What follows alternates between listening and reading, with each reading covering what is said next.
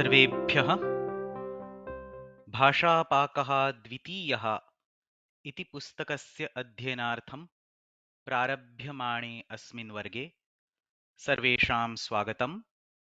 अद्य अस्य वर्गस्य द्वितीयः पाठः। येनाक्षरसमाम्नायम् अधिगम्य महेश्वरात् कृत्स्नं व्याकरणं प्रोक्तं तस्मै पाणिनये नमः। वाक्यकारं वररुचिं भाष्यकारं पतञ्जलिं पाणिनिं सूत्रकारं च प्रणतोऽस्मि मुनित्रयम्।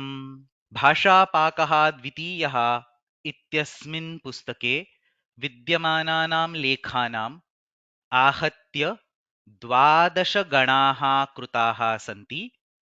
एतेषु विद्यमानः प्रथमः गणः प्रथमं प्रकरणं धातुप्रयोगः इत्यस्य अध्ययनम् इदानीं प्रचलत् अस्ति।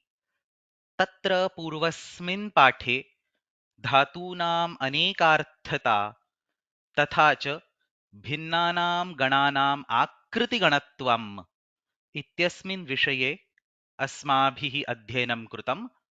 अद्य अग्रे सरामः।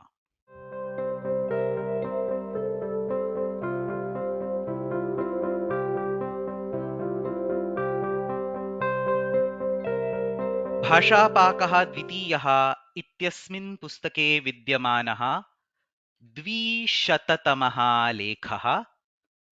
अस्मिन् लेखे धातूनां पाठभेदानां विषये चर्चा क्रियते। धातुपाठस्य भिन्नानि संस्करणानि सन्ति इति मया पूर्वस्मिन् वर्गे उक्तम्। एतेषु संस्करणेषु यद्यपि बहवः धातवः समानाः सन्ति तथापि बहूनाम् अपि धातूनां विषये पाठभेदाः दृश्यन्ते। किं नाम पाठभेदः इति चेत् कुत्रचित् अल्पप्राणवर्णः एकस्मिन् धातुपाठे अस्ति, तस्य स्थाने महाप्राणवर्णः अस्ति। कुत्रचित् वकारः एकस्मिन् स्थले अस्ति, तस्य स्थाने बकारः विद्यते। यथा धातुपाठं पश्यामश्चेत् तत्र शीवृ इति धातुः अस्ति। क्षीवृ मदे इति कश्चन धातुः दृश्यते। क्षीवृ इत्यस्य स्थाने क्षीभृ इति वदामश्चेदपि क्षीभ्रूमदे इति कश्चन अन्यः धातुः दृश्यते। अनेनैव प्रकारेण बहवः धातवः वकार बकार भेदेन परिगणिताः सन्ति। पेवृ नो चेत् पेब्रू भिन्नानि उदाहरणानि दातुं शक्यन्ते। सकार शकार भेदेन डकार लकार भेदेन एतादृशं भिन्नानि संस्करणानि परस्परेभ्यः भिद्यन्ते। तत्र केषाञ्चन पण्डितानां मतेन एते सर्वे विशिष्टरूपेण बकारान्ताः वकारान्ताः वा धातवः एकरूपकाः एव सन्ति। इत्युक्ते एतेषां सर्वेषाम् एकत्वमेव अस्ति। कः अर्थः इति चेत् क्षीभ्रू इति धातुः अस्ति, तर्हि क्षीवृ इति तस्यैव किञ्चित् पाठान्तरं भिन्नः धातुः न अपि तस्यैव पाठान्तरम् इति तैः स्वीक्रियते। यथा क्षीरतरङ्गिणी धातुपाठे कब्रुवर्णे इति धातुः अस्ति।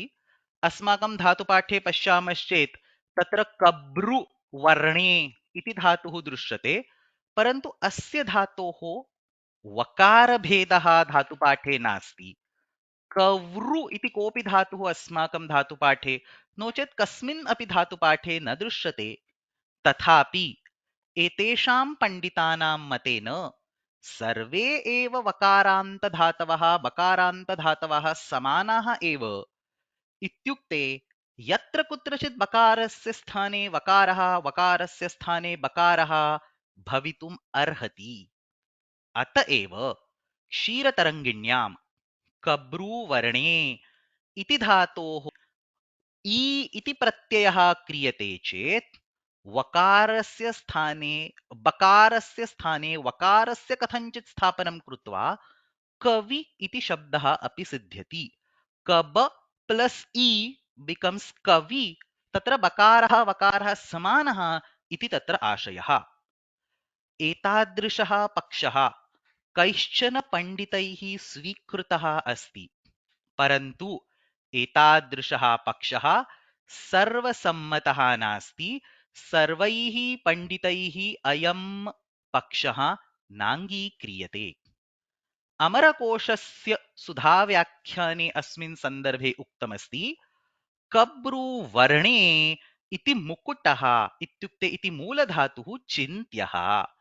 तत्र तस्य औष्ठ्यान्तत्वात् सः धातुः औष्ठ्यः अस्ति। तत्र विद्यमानः बकारः औष्ठ्यः अस्ति।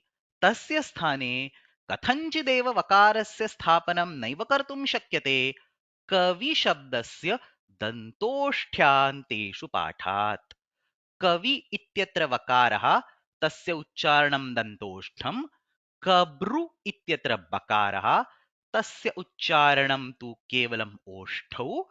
अनेन प्रकारेण कवि इति शब्दस्य मूलधातुः कः इति पृच्छामश्चेत् कब्रुवर्णे इति मूलधातुः चिन्त्यः अनुचितः अस्ति। तस्य साधुत्वं नैव ज्ञापयितुं शक्यते इति अर्थः। किमर्थं? वकारबकारयोः उच्चारणे भेदः वर्तते इति अत्र कारणम्।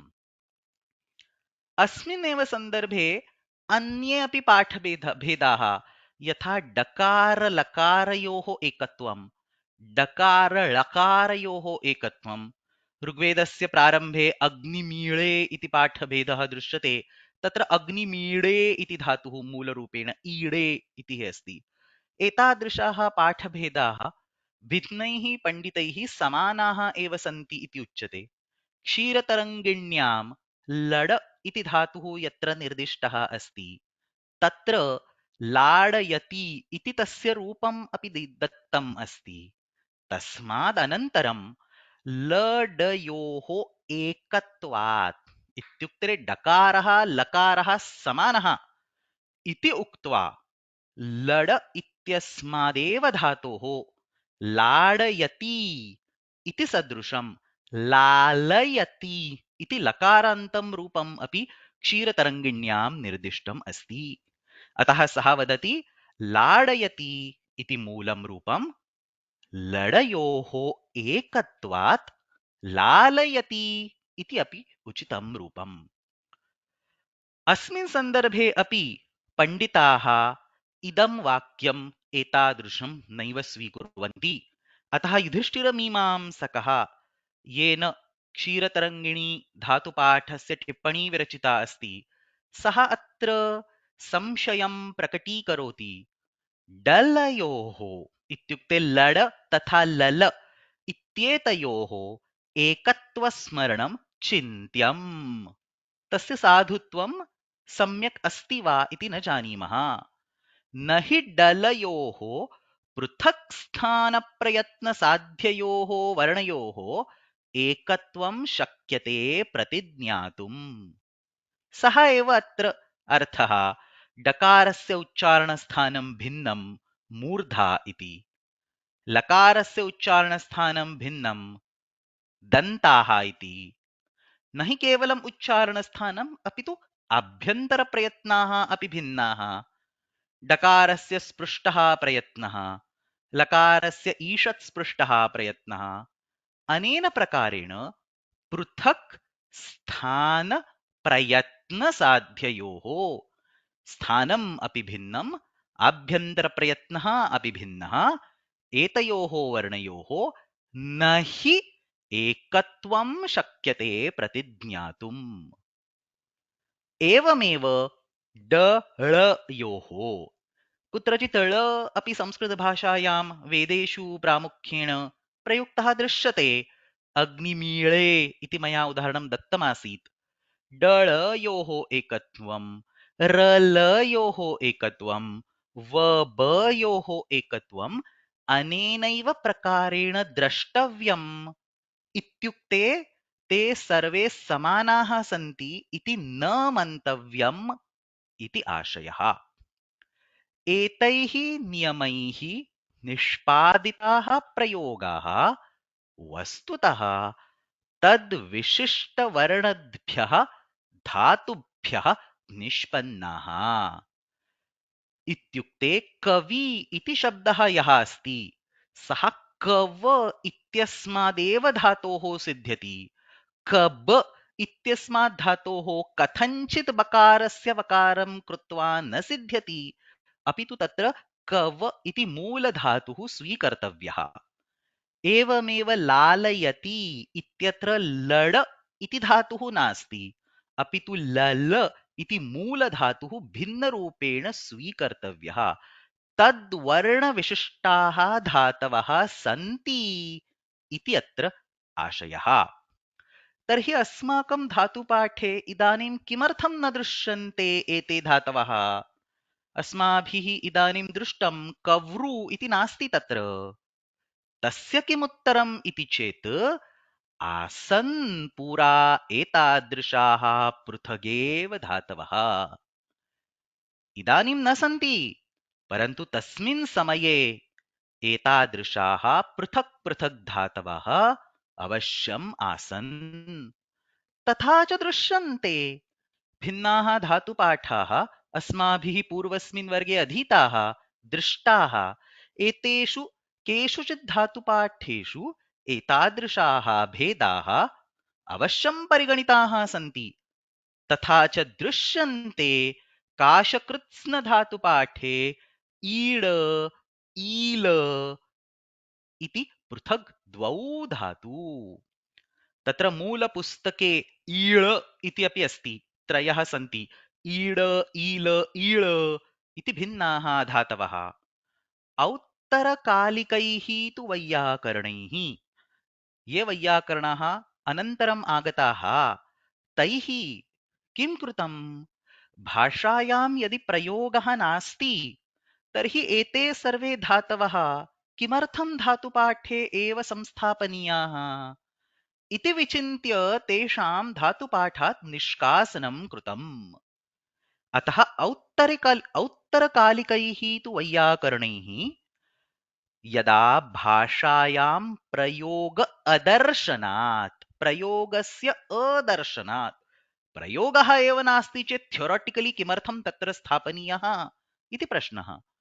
भाषायां प्रयोग अदर्शनात् अथवा ग्रन्थस्य संक्षेपकारणात् एतादृशं प्रत्येकं धातोः वकार-बकार-भेदः, डकार-लकार-लकार-भेदः इति भवति चेत् प्रायेण 3000-4000 धातवः प्रायेण भवेयुः। तादृशं किमर्थं किञ्चित् संक्षेपं कुर्मः इति ग्रन्थस्य संक्षेपकारणात् केचन धातवः धातुपाठे न निबद्धाः, त्यक्ताः। कैः? औत्तरकालिकैः वैयाकरणैः। तदा तत्समानार्थकाः वर्णभिन्नाः अपि प्रयोगाः एतादृशैः नियमैः निष्पादिताः। कव्रू इति मूलधातुः आसीत्, तस्य कथञ्चित् निष्कासनं कृतम्। इदानीं कवि शब्दस्य सिद्धिः कथं वक्तव्या इति चेत् कब्रू धातोः बकारस्य वकारादेशः भवति, नो चेत् कब्रू धातौ विद्यमानः बकारः वकारसदृशः इति कथञ्चित् नियमं कृत्वा एतादृशाः प्रयोगाः तैः स्पष्टीकृताः, निष्पादिताः इति अत्र अस्य वाक्यस्य आशयः। तर्हि कवि इति शब्दस्य इदानीन्तनकाले व्युत्पत्तिः कथं भवितुम् अर्हति इति चेत् भवतां पुस्तके कूङ् शब्दे नो चेत् कू शब्दे इत्यस्मात् धातोः कविशब्दस्य व्युत्पत्तिः दत्ता अस्ति। अतः कब इति धातोः ई प्रत्ययं कृत्वा तदनन्तरं बकारस्य कथञ्चित् वकारादेशं कुर्मः इति न वदामः, अपि तु कूङ् शब्दे नो चेत् कू शब्दे इत्यस्मात् धातोः ई प्रत्ययं कृत्वा कवि इति शब्दं साधयितुं शक्नुमः इति अत्र आशयः। एवमेव कब्रू इति धातोः अपि शब्दाः भिन्नाः अवश्यं सिद्ध्यन्ति। कब्रू धातोः कब प्लस् उरच् उरच् इति उणादिप्रत्यये कृते कर्बुर इति कश्चन अन्यः शब्दः सिद्ध्यति।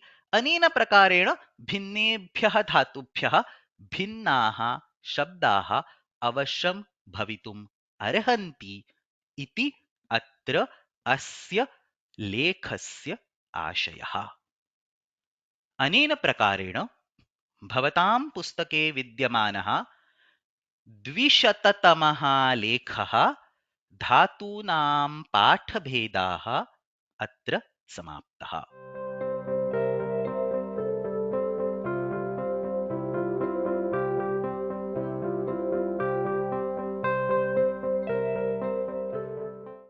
भाषापाकः द्वितीयः इत्यस्मिन् पुस्तके विद्यमानः 84तमः पाठः धातूनां पाठभेदस्य अन्यदेकं विशिष्टम् उदाहरणम् अस्मिन् लेखे प्रदर्शितमस्ति।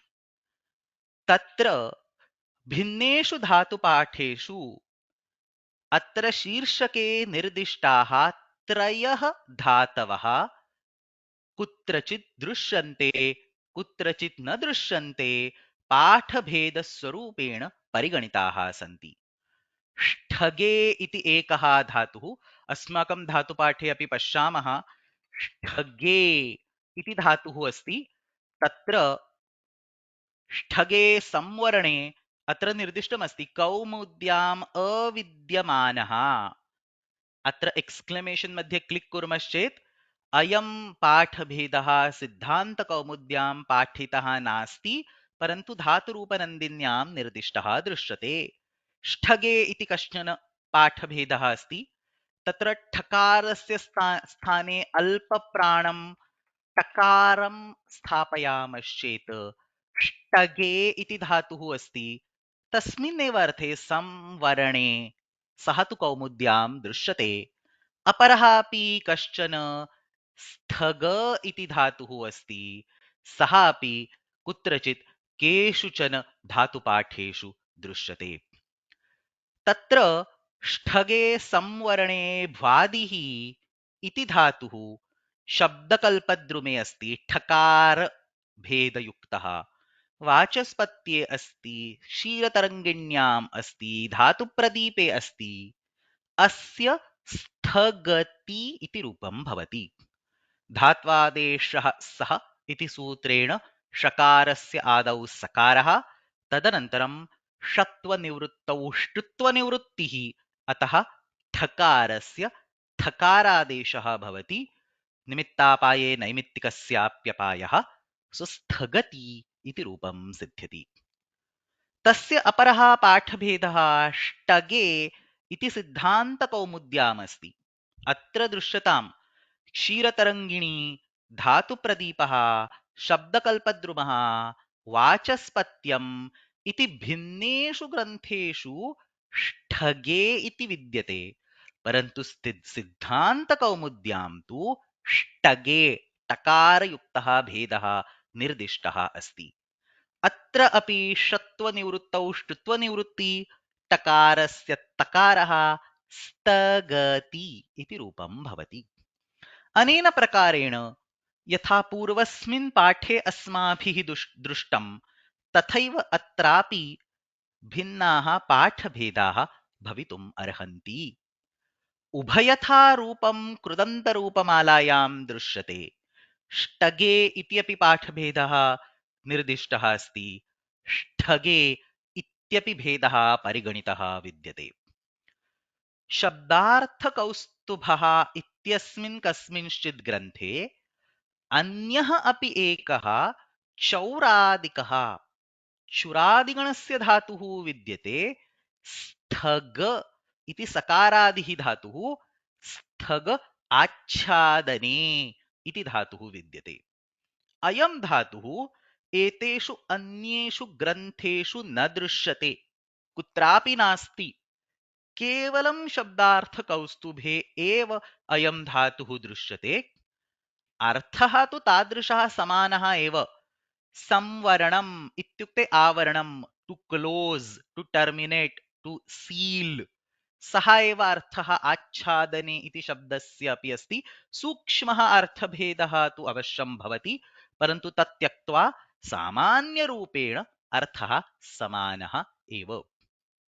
यद्यपि अयं धातुः केवलम् एकस्मिन् एव धातुपाठे विद्यते, अन्येषु धातुपाठेषु न पाठितः अस्ति, तथापि अस्य धातोः साधुत्वम् अस्माभिः अवश्यम् अङ्गीकरणीयम्, यतः अयं धातुः काव्ये अपि प्रयुक्तः वर्तते। यथा शिशुपालवधे चतुर्थे सर्गे स्थगयन्ती इति प्रयोगः दृश्यते। स्थगयन्ति अमूः इत्यत्र विद्यमानः स्थगयन्ती इति प्रयोगः स्थग आच्छादने इति धातोः प्रयोगः अस्ति। तत्र व्याख्याने अपि हाइलाइट कृतमस्ति स्थग आच्छादने इति चौरादिकः। भवतां परीक्षायाः कृते अस्य श्लोकस्य अर्थः नापेक्षितः। अस्माभिः इदानीम् अस्य श्लोकस्य अर्थः नैव पठ्यते। अयं श्लोकः सम्पूर्णरूपेण भवतां पुस्तके नैव दत्तः अस्ति। तथापि अस्मिन् श्लोके विद्यमानः प्रथमः शब्दः स्थगयन्ती इति कथं सिद्ध्यति इत्यस्य इयं चर्चा प्रवर्तते। अतः अत्र अस्मिन् सन्दर्भे धातूनां पाठभेदस्य इतोपि एकम् उदाहरणम् अस्मिन् लेखे ष्ठगे, ष्टगे तथा स्थग इति प्रकारेण दत्तम् अस्ति। अयं चौरादिकः धातुः धातुपाठेषु तु न विद्यते, परन्तु चुरादिगणः आकृतिगणः अस्ति इति अस्माभिः पूर्वस्मिन् वर्गे अधीतम्।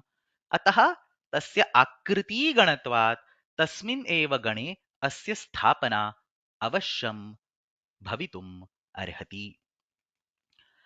पूर्वस्मिन् पाठे अस्माभिः दृष्टः, अधीतः, पठितः, अवगतः, ज्ञातः अयं श्लोकः अस्मिन् अपि पाठे आचार्यैः पुनः उपस्थापितः अस्ति। पश्यामः, क्षीरतरङ्गिण्यां चुरादिगणस्य आदौ अयं श्लोकः विद्यते। पाठेऽर्थे चागमभ्रंशान् महतामपि मोहतः न विद्मः किं जहीमोऽत्र किमुपादद्महे वयम्। नवानां गणानां सम्पूर्णरूपेण सङ्कलनं कृत्वा चुरादिगणस्य आदौ हि गिव्स् अप्। तदनन्तरं सः वदति न विद्मः किं जहीमोऽत्र। जहीमः इत्युक्ते त्यजामः। किं किं त्यजामः, किं किं स्वीकुर्मः इति वयं न जानीमः इति अत्र सः वदति। अयं श्लोकः अपि अस्मिन् पाठे आचार्यैः पुनः निर्दिष्टः वर्तते। अनेन प्रकारेण भवतां पुस्तके विद्यमानः 84 पाठः ष्ठगे, ष्टगे तथा स्थग इत्यस्य अध्ययनं समाप्तम्।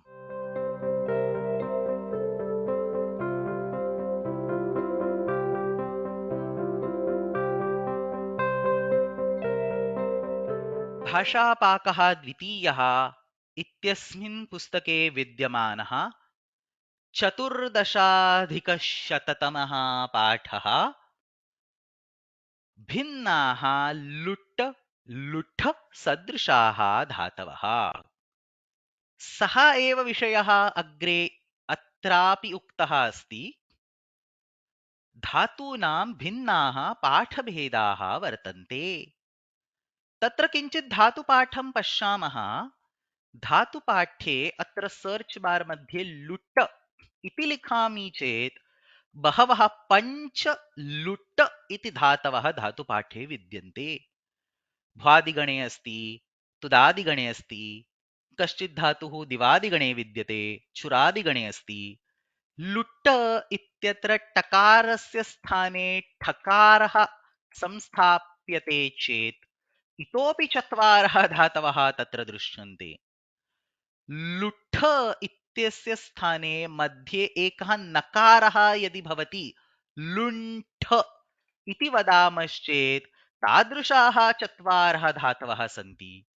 लुण्ठ इत्यस्य स्थाने लुण्ट इति वदामश्चेत् तादृशौ अपि द्वौ धातु अत्र धातुपाठे दृश्येते। अनेन प्रकारेण धातुपाठे इत्युक्ते एकस्मिन् एव न भिन्नेषु धातुपाठेषु मिलित्वा भिन्नाः लुट लुठ सदृशाः बहवः धातवः परिगणिताः दृश्यन्ते। एते सर्वेऽपि धातवः युष्माकं पुस्तके परिगणिताः सन्ति। एतेषाम् अर्थः गणः पदं तथा च वर्तमानकालस्य इत्युक्ते लट् लकारस्य प्रथमपुरुषैकवचनस्य रूपम् अवश्यं स्मरणे स्थापनीयम्। परीक्षायां तादृशः कश्चन प्रश्नः प्रायेण अवश्यं भवितुम् अर्हति। अतः लुट् इति धातुः अस्ति, तस्य पञ्चभेदाः धातुपाठे सन्ति। लुट विलोडने इति भ्वादिगणस्य धातुः टु चर्न् इति अर्थः। लोटति इति रूपं भवति। पुगन्तलघूपधस्य च इति उपधागुणः लोटति इति रूपं भवति। लुट प्रतिघाते टु स्ट्रैक् बैक्। लुट प्रतिघाते कुत्रचित् प्रतीघाते इति दीर्घभेदः अपि दृश्यते, सः अपि उचितः।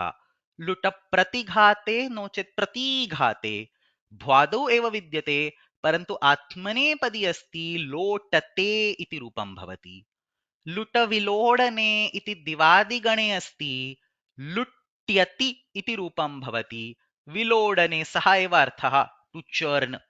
लुट संश्लेषणे टु युनैट् इति धातुः तुदादिगणे विद्यते लुट्टति उपधागुणः न भवति, लुट्टति इति रूपं सिद्ध्यति। लुट भाषायाम् इति चौरादिकः धातुः लोटयति इति रूपं सिद्ध्यति। लुट्ठ उपघाते प्रतिघाते भवद्भिः एतानि रूपाणि प्रायेण ज्ञातानि एव स्युः, नो चेत् इदानीं धातुपाठं दृष्ट्वा एतानि रूपाणि कानि सन्ति इति ज्ञातुम् अवश्यं शक्यम्। अनेन प्रकारेण लुट्ठ इत्यस्य भिन्नाः भेदाः। तत्र लुटि इति इदित् धातुः अपि दृश्यते। इदितोऽनुं धातोः इति नुमागमे कृते लुण्ट इति रूपं भवति। स्तेये टु स्टील् इति अर्थः अस्ति। एवमेव लुठि इति ठकारान्तः इदित् धातुः दृश्यते। एवमेव नकारोपधः अनिदित् टकारान्तः, नकारोपधः अनिदित् ठकारान्तः लुण्ट तथा लुण्ठ इति भिन्नाः पाठभेदाः सन्ति। पुनरेकवारं वदामि, एतेषां सर्वेषाम् अर्थाः गणः पदं तथा च लट् लकारस्य प्रथमपुरुषैकवचनस्य रूपम् एतत् सर्वं सम्यक् रूपेण स्मरणे अवश्यं स्थापनीयम्। एते सर्वे धातवः दैवम् इत्याख्ये ग्रन्थे श्लोकरूपेण निबद्धाः सन्ति। दैवम् इति ग्रन्थस्य विषये किञ्चित् वाक्यद्वयम् आदौ वदामि।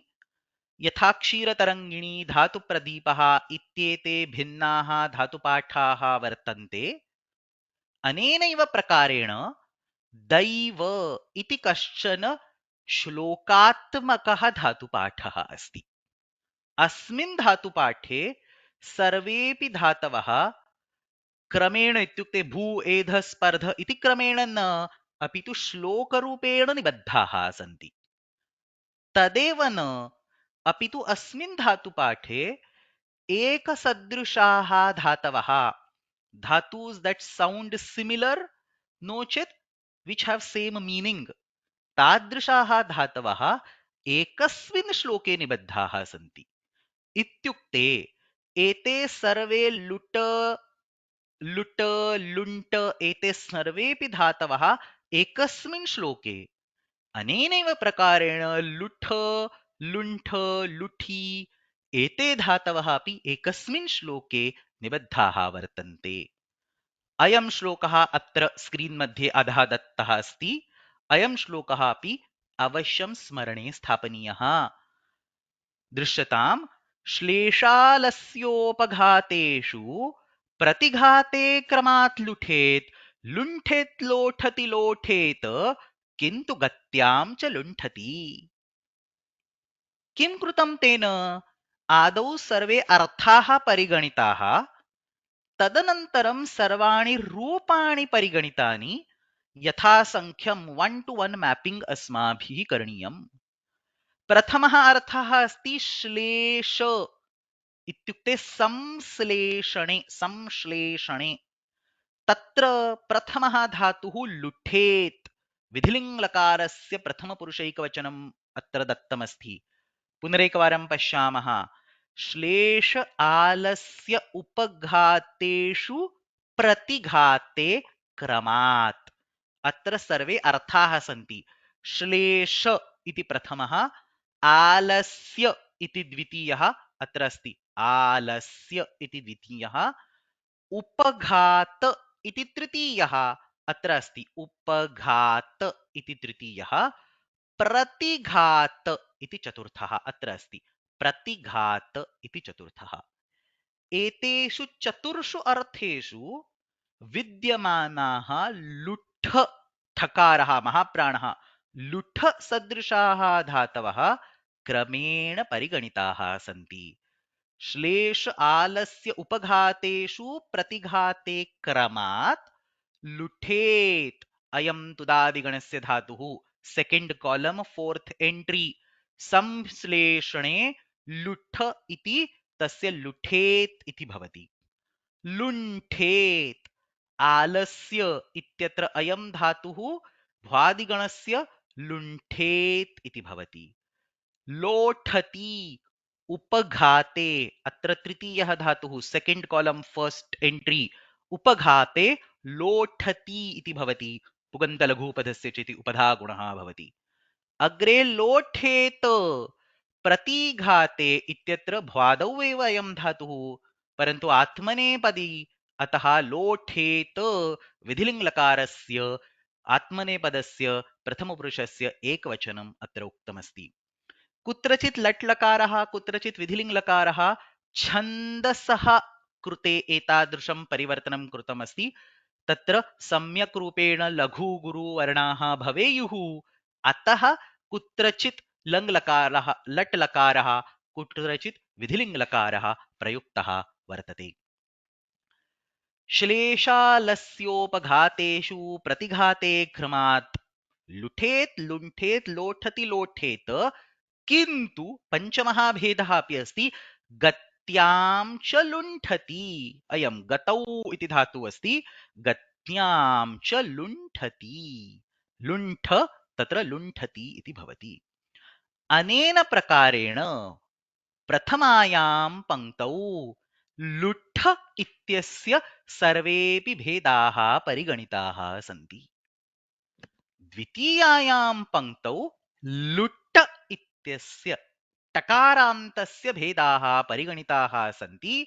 णौ लोटयति तत्र लुट् इति अन्तिमः धातुः फर्स्ट कॉलम लास्ट एंट्री भाषायां तत्र लुट् चुरादौ अस्ति। लोटयति इति रूपं भवति, तदेव उच्यते। लौ णौ लोटयति भाषार्थे, भाषायाम् इत्यस्मिन् अर्थे। तदनन्तरं विलोडने इत्यस्य धातुद्वयं परिगणितमस्ति। लुट विलोडने फर्स्ट कॉलम फर्स्ट लाइन, लुट विलोडने फर्स्ट कॉलम थर्ड लाइन। एतयोः द्वयोः परिगणनम् अत्र भ्वादि अत्र दिवादि। सः किं वदति? लुट्येत् दिवादिगणस्य निर्देशः, लोटति भ्वादिगणस्य निर्देशः। एतयोः द्वयोः कः अर्थः? लोटनम् इत्युक्ते लोडनं। लोटनं लोडनं समानार्थकः, तत्र अनुप्रासः भवेत् ट ट ट, अतः लोटनम् इति उक्तमस्ति। णौ लोटयति भाषार्थे लुट्येत् लोटति लोटने लोटते प्रतिघाते अर्थे. सो प्रतिघातः फर्स्ट कॉलम सेकंड एंट्री. प्रतिघातः इत्यत्र लुट धातुः आत्मनेपदी अयं धातुः अस्य लोटते इति रूपं भवति. लोटते प्रतिघाते अर्थे स्तेये. स्तेय इति अत्र अर्थः निर्दिश्यते. स्तेये किं किं भवति? लुण्ट इति भ्वादौ अस्ति, तस्य लुण्टति इति भवति. लुण्ट इति चुरादौ अपि अस्ति, तस्य लुण्टयति. नो चेत् विधिलिङ्ग् लकारे लुण्टयेत् इति भवति. अतः स्तेये लुण्टति लुण्टयेत्. श्लेषास्य श्लेषालस्योपघातेषु प्रतिघाते क्रमात् लुठेत्. लुण्ठेत् लोठति लोठेत किन्तु गत्यां च लुण्ठति. णौ लोटयति भाषार्थे लुट्येत् लोटति लोटने. लोटते प्रतिघातेऽर्थे स्तेये लुण्टति लुण्टयेत्. As a piece of kavya also, this is such a beautiful composition, and of course it has a very big value even from the grammatical point of view. इतोपि अस्य अध्यायस्य कश्चन अंशः अस्माभिः अध्येतव्यः. तत्र एतेषां सर्वेषाम् अपि धातूनां लट् लकारस्य प्रथमपुरुषैकवचनं यथा अस्माभिः स्मर्तव्यम्, तेनैव प्रकारेण णवुल् प्रत्ययान्तरूपं कर्तरर्थे णवुल् प्रत्ययः प्रयुज्यते. पाचकः, पाठकः, नायकः, गायकः इति रूपाणि सन्ति. एतेषां सर्वेषां णवुल् प्रत्ययान्तरूपम् अपि अस्माभिः ज्ञेयम्. अत्र स्लाइड् मध्ये रूपं निर्दिष्टम् अस्ति. लुट इत्यस्य लोटक, लुठ इत्यस्य लोठक, लुण्ट इत्यस्य लुण्टक एंड लुण्ठ इत्यस्य लुण्ठक इति रूपाणि सन्ति. अत्र अस्मिन् एव लेखे कश्चन अन्यः अंशः अपि आचार्यैः अग्रे पाठितः अस्ति. तत्र णवुल् प्रत्ययः णवुल् तृचौ इति तृतीयाध्यायस्य प्रथमपादे विद्यमानेन सूत्रेण विधीयते. चौरादिकः लुण्ट तथा लुण्ठ यः धातुः, तत्र लुण्ट लुण्ठ द लास्ट कॉलम स्तेये चुरादिः इति यद् निर्दिष्टमस्ति, सः लुण्ट लुण्ठ स्तेये चौरादिकः धातुः. तस्मात् णवुल इति प्रत्यये कृते लुण्टक तथा लुण्ठक इति रूपं सिद्ध्यति. कर्त्रर्थे इदं रूपं प्रयुज्यते. इत्युक्ते लुण्टति और लुण्टयति उभयथा प्रयोगः सिद्ध्यति. लुण्टति तत्र णिच् प्रत्ययः विकल्पेन भवति, अतः लुण्टति लुण्ठति उभयथा रूपं सिद्ध्यति. लुण्टति सः लुण्टकः, लुण्ठति लुण्ठयति सः लुण्ठकः. अनेन प्रकारेण लुण्टक तथा लुण्ठक इति शब्दः भवितुम् अर्हति. अस्मिन्नेव सन्दर्भे अग्रे लुण्टक इति सदृशः लुण्टाक इति कश्चन शब्दः अपि भाषायां विद्यते. तस्य विषये किञ्चित् प्रतिपादनं कृतमस्ति. द सूत्रम् इस् जल्पभिक्षकुट्टलुण्टमृगशाकन. अनेन सूत्रेण शाकन इति कश्चन कृत् प्रत्ययः दीयते. I don't expect many people to know this. शाकन इति कश्चन विशिष्टः कृत् प्रत्ययः अस्ति. संस्कृतव्याकरणे आहत्य 140 प्लस कृत् प्रत्ययाः सन्ति. एतेषु अयम् अन्यतमः. अस्य प्रत्ययस्य कः अर्थः इति चेत् ताच्छीलिके अर्थे अयं प्रत्ययः प्रयुज्यते. किं नाम ताच्छीलिकः अर्थः? तत् शीलम् अस्य. It is his natural habit. It is his tendency. इत्यस्मिन् अर्थे अयं प्रत्ययः विधीयते. आदौ एकं सरलम् उदाहरणं वदामि. कश्चन चौरः अस्ति. इदानीं सः चौरकर्म न कुर्वन् अस्ति, परन्तु चौरकर्म इति तस्य हैबिट, इति तस्य प्रतिदिनं क्रियमाणं कार्यमेव. It is his duty, it is his habit, it is his typical characteristic इति अर्थः. एवमेव नदी अस्ति, वहनम् इति तस्याः शीलं. सूर्यः अस्ति, तपनम् इति तस्य शीलम्. So any particular activity. So वृक्षः अस्ति, परोपकारः इति तस्य शीलम्. Even if you throw a stone at it, it will give you a fruit. So any particular activity which can be identified as a natural characteristic or a habit or a sheel of something, अस्य निर्देशः भिन्नैः ताच्छीलिकप्रत्ययैः भवति. So there are a bunch of 20-25 ताच्छीलिक pratyayas given in Ashtadhyayi. One of them is shakana. So shakana इति ताच्छीलिकः प्रत्ययः सर्वेभ्यः धातुभ्यः न भवति, परन्तु इदानीम् अस्माभिः चिन्त्यमानः लुण्ट तथा लुण्ठ इति यः धातुः, तस्य विषये अयं ताच्छीलिकः प्रत्ययः प्रयुज्यते. अस्मिन् सूत्रे जल्प भिक्ष कुट्ट लुण्ट, अत्र लुण्ट इति अस्ति, पाठभेदेन लुण्ठ इति अपि स्वीक्रियते. अतः अयं लुण्ट नो चेत् लुण्ठ इति चौरादिकः. तस्माद् शाकन् इति प्रत्यये कृते लुण्टाक इति भवति. षकारस्य इत्संज्ञा लोपः, सो यू हैव आक इति अवशिष्यते. लुण्ट प्लस आक लुण्टाक. एवमेव लुण्ठ प्लस आक लुण्ठाक. सो लुण्टाक लुण्ठाक इति शब्दः सिद्ध्यति. तत्र कः वृत्तिः, किं वाक्यम् इति चेत् लुण्टनं शीलम् अस्य सः लुण्टाकः. आदौ किम् अस्माभिः उक्तं? लुण्टति सः लुण्टकः, नो चेत् लुण्टयति सः लुण्टकः. सो दैट्स् अ डायरेक्ट कर्ता, the one who is doing. इदानीम् अस्माभिः किमुच्यते? इदानीं लुण्टनं करोति उत न करोति सः प्रश्नः नास्ति. तस्य शीलं किम् इति चेत् its natural habit is to do the stealing. Luntasteye, to steal. So a typical thief who has a natural tendency of stealing, तस्य निर्देशः लुण्टाकः लुण्ठाकः इति शब्देन भवितुम् अर्हति. अनेन प्रकारेण अस्मिन् लेखे लुट्ट, लुट्ठ, लुण्ट, लुण्ठ तथा च लुटि, लुठि इत्येते भिन्नाः धातवः आचार्यैः निर्दिष्टाः वर्तन्ते.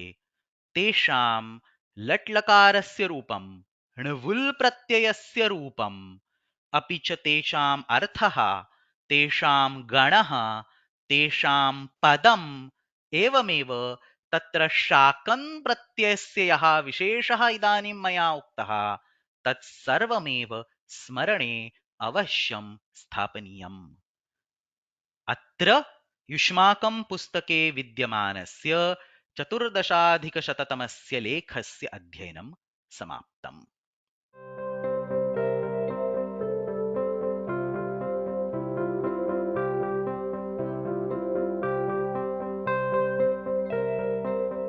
भाषापाकः द्वितीयः इत्यस्मिन् पुस्तके विद्यमानः 98-तमः पाठः इष इति धातूनां पाठभेदस्य विषये किञ्चित् वदति. इष इत्यत्रापि बहवः आहत्य त्रयः धातवः सन्ति. धातुपाठं पश्यामश्चेत् इष इत्यत्र अस्माकं धातुपाठे त्रयः धातवः परिगणिताः वर्तन्ते. इष गतौ इति दिवादिगणे, इषु इच्छायां बहुप्रसिद्धः धातुः किल, इच्छति इति वदामः, सः तौदादिकः. अपि च इष आभीक्ष्ण्ये, पौनः पुन्ये, टु रिपीट, इत्यस्मिन् अर्थे क्र्यादिगणे अयं धातुः विद्यते। अनेन प्रकारेण इष धातवः धातुपाठे त्रिविधाः सन्ति। अस्मिन् विषये काचित् शास्त्रचर्चा अस्मिन् लेखे कृता अस्ति। तत्र प्रथमः इषगतौ इति धातुः। पुनरेकवारं धातुपाठं दर्शयामि। इषगतौ इति प्रथमः दिवादिगणस्य अस्ति, परस्मैपदी अस्ति, अतः इष्यति इति रूपं भवति। टु गो जाना इति अर्थः। इष्यति अनु उपसर्गः भवति चेत् अन्विष्यति टु सर्च इति अर्थः। ल्युट् प्रत्ययान्तम् एषणम् इति रूपम्। इष प्लस ल्युट् एषणम् इति रूपम्। अनु इष ल्युट् अन्वेषणम् इति रूपम्। द्वितीयः इषु इच्छायाम् इति धातुः। तत्र तुदादिगणस्य धातुः अस्ति। इषु गमियमां छः इति सूत्रेण शकारस्य छकारादेशे कृते इच्छति अन्विच्छति इति रूपम्। अन्विच्छति इत्यत्र अनु प्लस इच्छति, अनु इति उपसर्गः। ल्युट् लकारे पुनरेकवारम् एषणम् अन्वेषणम् इत्येव रूपम्। अत्र विद्यमानं शास्त्रविषयं किञ्चित् अनन्तरं वदामि। तृतीयः इष आभीक्ष्ण्ये, bottom of the screen. So same three धातुस्, इष गतौ, इषु इच्छायाम्, इष आभीक्ष्ण्ये। आभीक्ष्ण्य इत्युक्ते पौनः पुन्यं रिपीटिशन। अस्मिन् अर्थे विद्यमानः अयं क्रियादिगणस्य धातुः। जानाति, क्रीणाति, पुष्णाति इत्येतत् सदृशम् इष्णाति इति रूपं भवति। अनु उपसर्गपूर्वकः अन्विष्णाति इति शब्दः। ल्युट् इति अर्धधातुकप्रत्ययः। तत्र गणविकरणं नापेक्ष्यते, अतः सर्वेषु गणेषु विद्यमानानाम् इष धातूनां तानि एव समानानि एव रूपाणि भवन्ति। एषणम् एषणम् एषणम् इति सर्वत्र दृश्यते। एते एव त्रयः धातवः दैव धातुपाठे श्लोकरूपेण निबद्धाः सन्ति। मया पूर्वमुक्तं दैव धातुपाठे समानार्थकाः सरूपाः धातवः श्लोकरूपेण निबद्धाः सन्ति।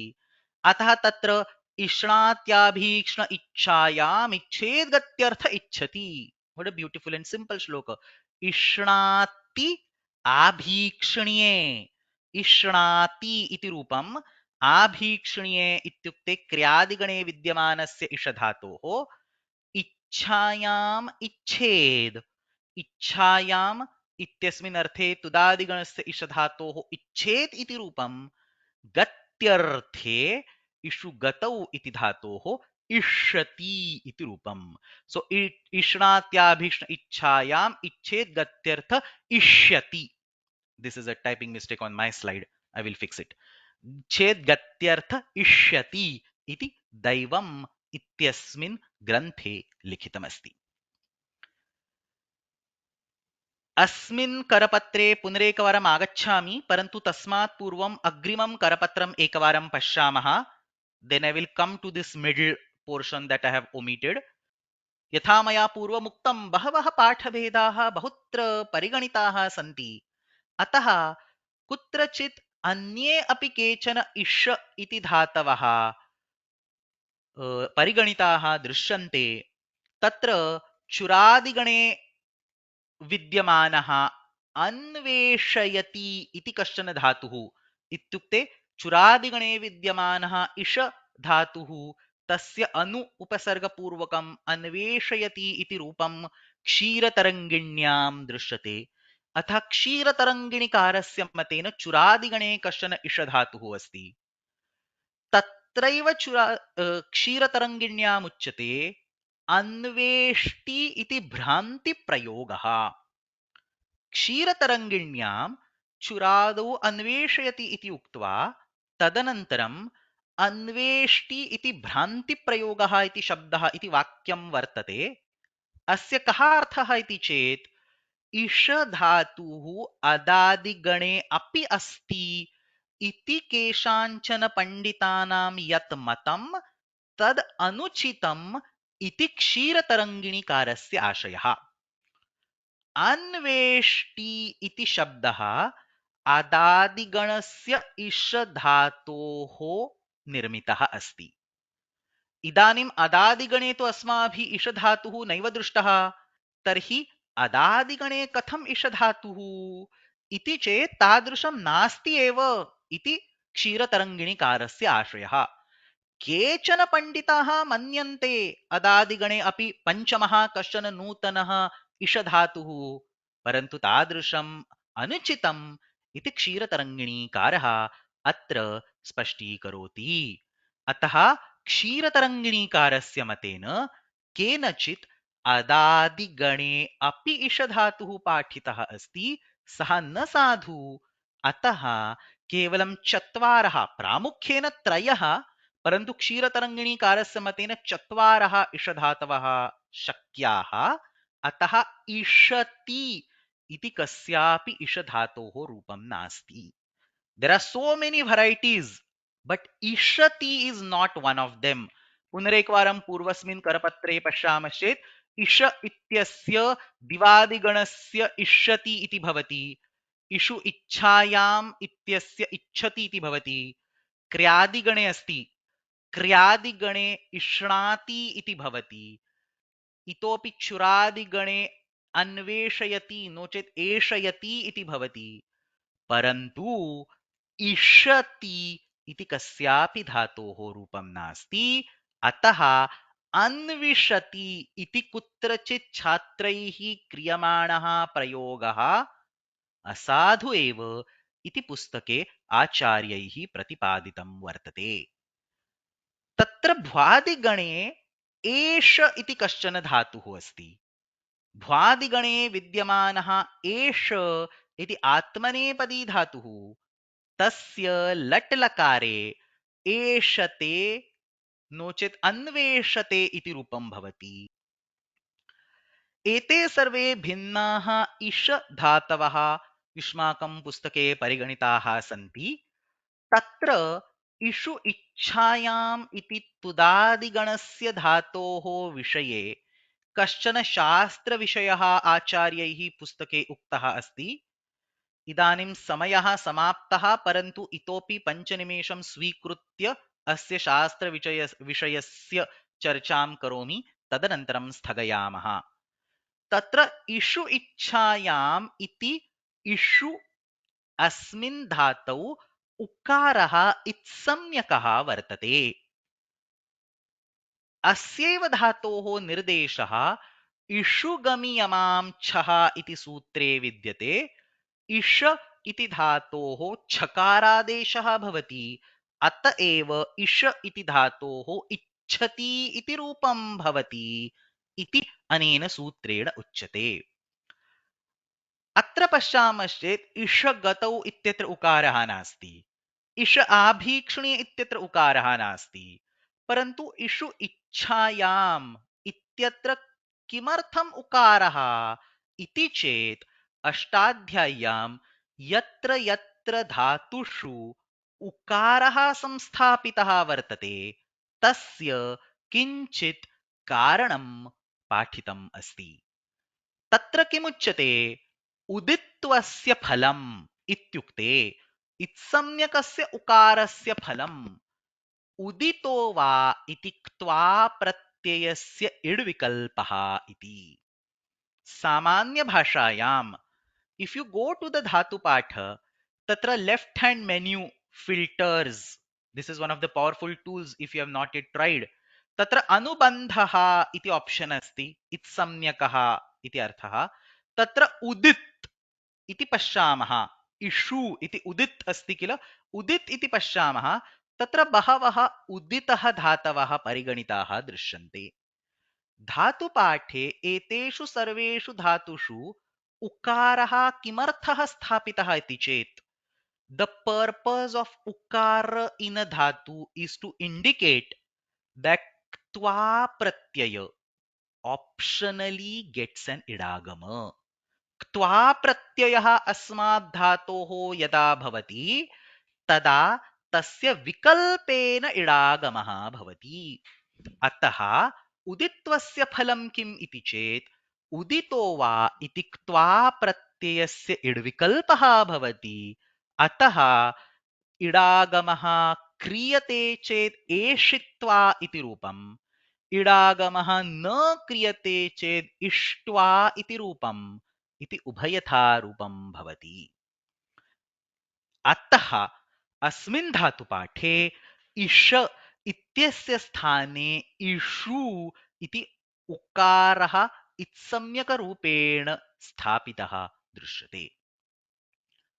परन्तु एतादृशः इत्सम्यकः उकारः अस्मिन् धातौ नैव आवश्यकः इति बहूनां पण्डितानां विश्वासः। केचन इत्युक्ते वस्तुतस्तु बहवः पण्डिताः अमुं धातुम् अनुदितं विदौट् इत्सम्यक उकार इति मन्यन्ते। किमर्थमिति चेत् तीषसः लुभरुषरिषः इत्यस्मिन् सूत्रे ईश इति धातुः स्वीकृतः अस्ति। So I will not go in the details, परन्तु तीषसः लुभरिषरिषः इत्यनेन सूत्रेण किमुच्यते इति चेत् यः कोऽपि तकारादि प्रत्ययः विद्यते, क्त्वा, क्त, क्तवतु, यः कोऽपि तकारादि प्रत्ययः विद्यते तस्य प्रत्ययस्य विषये इष धातुः वेट् ज्ञेयः। इत्युक्ते इष धातोः विहितः तकारादि प्रत्ययः विकल्पेन इडागमं प्राप्नोति। अतः तीषसः लुभरुषरिषः इति सूत्रेण इषधातोः तकारादौ प्रत्यये परे इड् विकल्पः तादृशः एव सिद्धः। अतः तदर्थम् उदित्वं नैव आवश्यकम् इति अत्र आशयः। अत एव बालमोदिनी इत्यस्मिन् ग्रन्थे उक्तमस्ति, एवं च अत्र सूत्रे इत्युक्ते इषुगमियमां छः इति सूत्रे तथा च इषु इच्छायाम् इति धातुपाठे उदित् पाठः अनार्षः पाणिनिकृतः नास्ति, अन्येन केनचित् तत्र उदित्वं कृतम् इति शब्देन्दुशेखरे स्थितम् इति बालमोदिन्यां स्पष्टीक्रियते। So the Balamodini book says that in Shabdendu Shekhara it has been clarified that in the Sutram and in the Gana धातौ विद्यमानः उकारः अनार्षः अस्ति इति अत्र आशयः। भाष्ये अपि तादृशः एव विषयः स्पष्टीकृतः अस्ति। भाष्यात् तकारादौ आर्धधातुके इड्विकल्पः सिद्धः इत्यतः उदित्वस्य फलं न। भाष्ये अपि भाष्यकारेण किमुच्यते, इषेः तकारे शन प्रत्ययात् प्रतिषेधो वक्तव्यः। इष इति अत्र तकारादौ प्रत्यये परे यः इड्विकल्पः उक्तः अस्ति सः चतुर्थगणस्य इषधातोः विषये नैव प्रवर्तते इति भाष्यकारेण उक्तमस्ति। अस्य कः अर्थः, षष्ठगणस्य धातोः विषये अवश्यं प्रवर्तते इति स्पष्टमेव। षष्ठगणस्य विषये प्रवर्तते, अत एव चतुर्थगणस्य विषये न प्रवर्तते इति भाष्यकारेण विशिष्टरूपेण लिखितम्। अतः भाष्यात् आर्धधातुके इड् विकल्पः सिद्धः एव इत्युक्ते भाष्यकारस्य मतेन अपि अत्र उकारः इत्सम्यकः नैव भवति इति आशयः। सो अत्र अनेन प्रकारेण इष धातौ तुदादिगणे विद्यमाने इष धातौ उकारः इत्सम्यकः अस्ति उत नास्ति इत्यस्मिन् विषये पण्डितानां मतानि भिद्यन्ते। इत्युक्ते तत्र उकारः भवेत् उत न भवेत्। केचन पण्डिताः इष इति स्वीकुर्वन्ति, भाष्ये अपि इष इत्येव अस्ति, परन्तु केचन पण्डिताः इषु इति उदित् स्वरूपेण अमुं धातुं स्वीकुर्वन्ति। अत्र युष्माकं पुस्तके विद्यमानः 98-अधिकशततमः पाठः समाप्तः।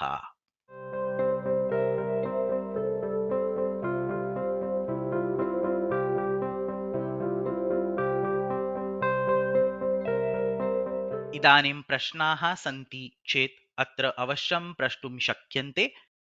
तत्र एकः प्रश्नः, ळकारस्य प्रसक्तिः संस्कृते वर्तते वा? ईळ स्तुतौ इत्यस्मिन् सन्दर्भे अयं प्रश्नः पृष्टः अस्ति।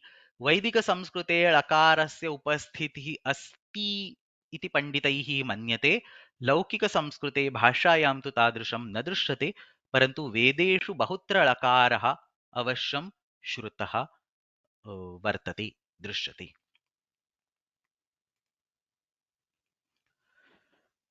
यथा मया पूर्वस्मिन्नेव वर्गे उक्तं,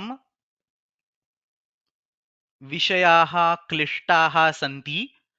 So people who have completed their Kovida and who have been introduced to Paniniyam Vyakarana, only those are the right people to understand and grasp these. अग्रे समास प्रकरणे तद्धित प्रकरणे पश्यामश्चेत् literal sutras are there for studies. You will be actually given a sutram and you will have to study the entire sutram. So तत्र किं नाम अनुवृत्तिः, किं नाम अधिकारः, एते सर्वे विषयाः पूर्वमेव ज्ञेयाः भवेयुः. Okay, I have a few questions. No, I think I have answered all of them. हा, तत्र कश्चन प्रश्नः, क्त क्तवतु क्त्वा इति प्रत्ययाः तकारादिप्रत्ययाः इति मया उक्तं. कथम् इति चेत् इत्संज्ञकः ककारः अस्ति, लशक्व तद्धिते इति तस्य इत्संज्ञा भवति, तस्य लोपः इति लोपः भवति. सो इत्संज्ञकवर्णाः आदिग्रहणार्थम् अन्तग्रहणार्थं न स्वीक्रियन्ते. सो क्त्वा इत्यत्र ककारस्य इत्संज्ञा लोपं कृत्वा तदनन्तरं त्वा इति अवशिष्यते, अतः तकारादि इति प्रत्ययः अस्ति. एवमेव तुमुन् इत्यत्र नकारः गच्छति, उकारः गच्छति, म इति अन्ते आगच्छति, अतः तुमुन् इति मकारान्तः प्रत्ययः स्वीक्रियते, न हि नकारान्तः. There is another question that I can take. Does now mean nich? Yes, णी इति शब्दः यथा मुनि इत्यस्य सप्तमी एकवचनं मुनौ इति भवति, णी इति शब्दस्य सप्तमी एकवचनं णौ इति भवति. सो णौ मीन्स् णिच् प्रत्यये परे इति अर्थः. एवमेव णवुलि इति शब्दः तत्र मया प्रयुक्तः. णवुल् प्रत्ययस्य विषये णवुल् प्रत्यये परे णवुलि इति अत्र अर्थः सिद्ध्यति. Astu samapayamaha. The next class will be on Tuesday at the usual time. We will continue the discussion of Dhatu Patha in the next class. येनाक्षर समाम्नायम् अधिगम्य महेश्वरात् कृत्स्नं व्याकरणं प्रोक्तं तस्मै पाणिनये नमः. वाक्यकारं वररुचिं भाष्यकारं पतञ्जलिं पाणिनिं सूत्रकारं च प्रणतोऽस्मि मुनित्रयम्.